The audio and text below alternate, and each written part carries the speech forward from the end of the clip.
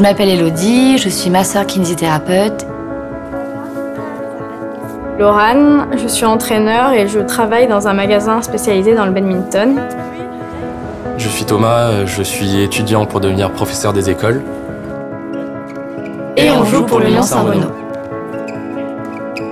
Je suis arrivé en interclub comme un enfant et j'ai adoré ça en fait. Qu'on soit tous ensemble, qu'on s'encourage, que chacun ait une importance pour l'avenir de l'autre en fait. Un club, c'est une association. C'est des bénévoles, c'est des joueurs, c'est des histoires.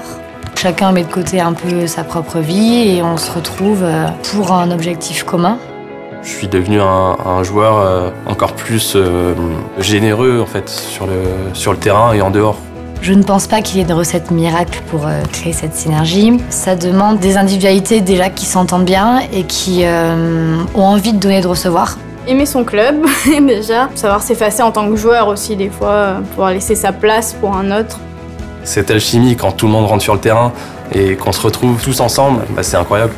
Pendant les matchs, il y a beaucoup d'interactions. Au-delà de la vue, au-delà des mots, on sent en fait quand on a derrière nous des gens qui ont vraiment envie de nous porter pour la victoire. C'est là où on arrive à passer un cap en tant que joueur. Cette pression-là, sur le terrain, ça va devenir de la motivation en fait.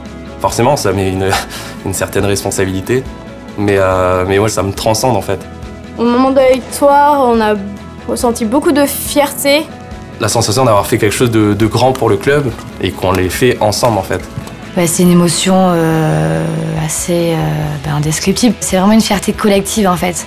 C'est primordial de partager des moments à l'extérieur de notre sport en fait, pour vraiment créer cette unité.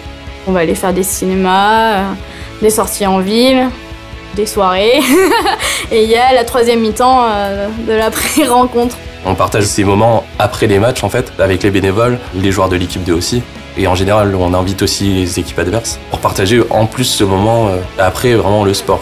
Résumer du coup tout ce qu'on vit en termes de collectif, ce serait émotions fortes, Famille, partage, convivialité, l'amour. Ça dépasse vraiment le cadre du sport. Si demain j'arrête le badminton, chose qui n'arrivera pas, je resterai en contact avec la majorité d'entre eux.